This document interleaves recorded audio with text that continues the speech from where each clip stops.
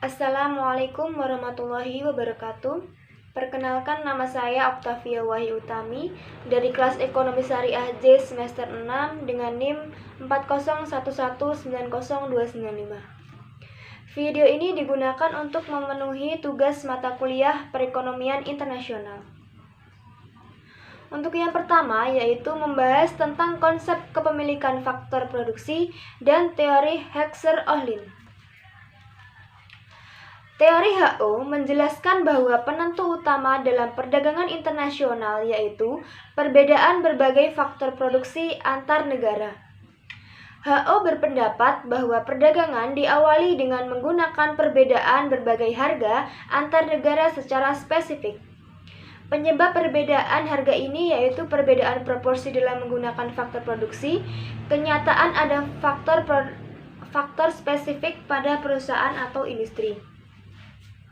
Dalam teori HO terdapat dua kurva, yaitu yang pertama, kurva isocost, yaitu kurva yang menjelaskan kesamaan total biaya produksi, dan yang kedua yaitu kurva isokuan, yaitu kurva yang menjelaskan persamaan total kuantitas produk.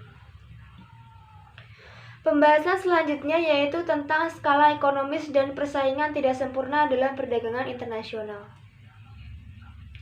Skala ekonomis atau juga biasa disebut dengan skala penghasilan meningkat adalah ketika adanya suatu peningkatan dalam skala produksi yang mengakibatkan biaya rata-rata yang semakin rendah per unit yang diproduksi.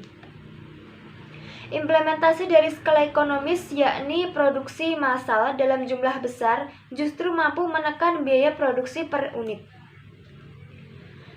Selanjutnya yaitu persaingan tidak sempurna. Persaingan tidak sempurna adalah struktur pasar di mana jumlah penjual lebih banyak daripada jumlah pembeli. Meskipun jumlahnya sedikit, penjual di pasar persaingan tidak sempurna berhak atas penjualan produk tertentu dan hanya mereka yang boleh atau mampu menjual produk dengan jumlah terbatas.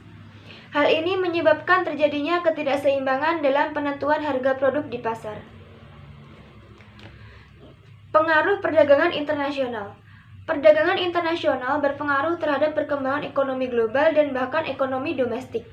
Kebijakan perdagangan internasional sangat menentukan apakah sangat memberikan manfaat berupa keuntungan atau sebaliknya, yang kemudian akan berpengaruh kepada pertumbuhan ekonomi.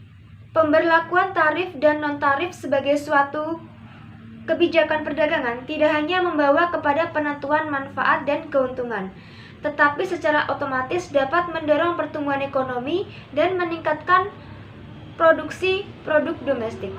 Kemudian teori-teori dalam perdagangan internasional ada dua, yaitu teori berdasarkan keunggulan ekonomis perdagangan internasional dan juga teori perdagangan internasional itu sendiri. Teori berdasarkan keunggulan ekonomis dalam perdagangan internasional ada tiga, yaitu keunggulan mutlak, keunggulan komparatif, dan juga keunggulan inovatif.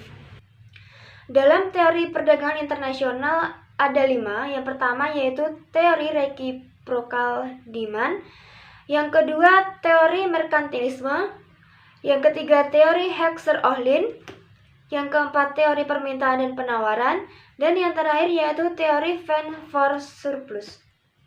Perdagangan yang didasarkan pada perbedaan teknologi yang bersifat dinamis.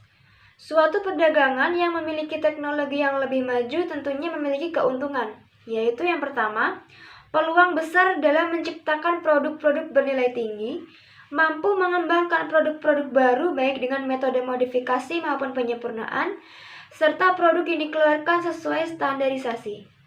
Biaya transportasi, standar lingkungan, dan perdagangan internasional.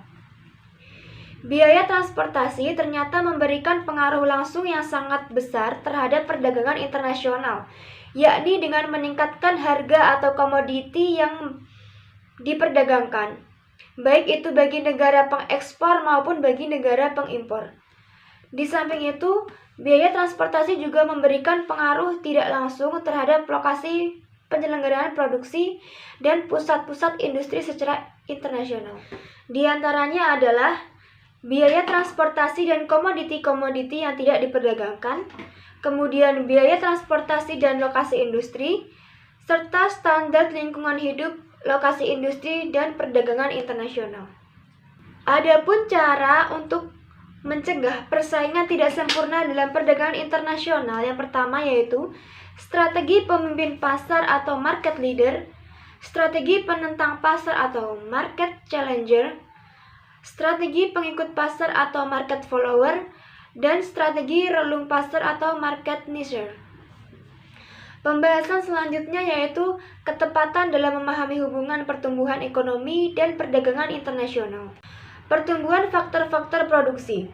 Faktor-faktor produksi adalah sumber daya yang digunakan dalam produksi barang dan jasa, tenaga kerja, modal, kewirausahaan, sumber daya fisik, dan sumber daya informasi. Perbedaan utama sistem ekonomi terletak pada cara sistem itu mengelola faktor-faktor produksinya, yaitu sumber daya yang digunakan oleh perusahaan di suatu negara untuk menghasilkan barang dan jasa. Faktor produksi ada 4, yang pertama sumber daya alam, kedua modal, ketiga tenaga kerja, dan yang keempat kewirausahaan. Pertumbuhan ekonomi. Pertumbuhan ekonomi merupakan masalah perekonomian suatu negara dalam jangka panjang menuju keadaan yang lebih baik selama periode tertentu dan dapat dikaitkan juga sebagai keadaan kenaikan kapasitas produksi suatu perekonomian yang diwujudkan dalam bentuk kenaikan pendapatan nasional. Adanya pertumbuhan ekonomi merupakan indikasi keberhasilan pembangunan ekonomi. Kebijakan ekonomi suatu negara.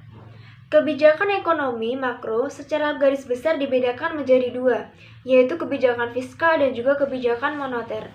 Seperti juga ekonomi dapat dibagi menjadi sektor real dan juga sektor moneter. Sektor real menghasilkan barang dan jasa, sedangkan sektor moneter merupakan hasil dari sektor real dalam bentuk uang. Pertumbuhan dan stabilitas sektor real dipengaruhi oleh pemerintah lewat kebijakan fiskal, dan di Indonesia, kebijakan ini merupakan tanggung jawab dari Menteri Keuangan. Sedangkan pertumbuhan dan stabilitas sektor moneter dipengaruhi oleh pemerintah lewat kebijakan moneter yang sepenuhnya adalah tanggung jawab Bank Indonesia. Keserasian antara kedua kebijakan tersebut sangatlah penting karena akan menciptakan suatu stabilitas di dalam ekonomi dengan pertumbuhan yang berkelanjutan. Demikian tadi presentasi yang dapat saya sampaikan. Ada kurangnya saya mohon maaf. Billahi fisabilil haq fastabiqul khairat. Wassalamualaikum warahmatullahi wabarakatuh.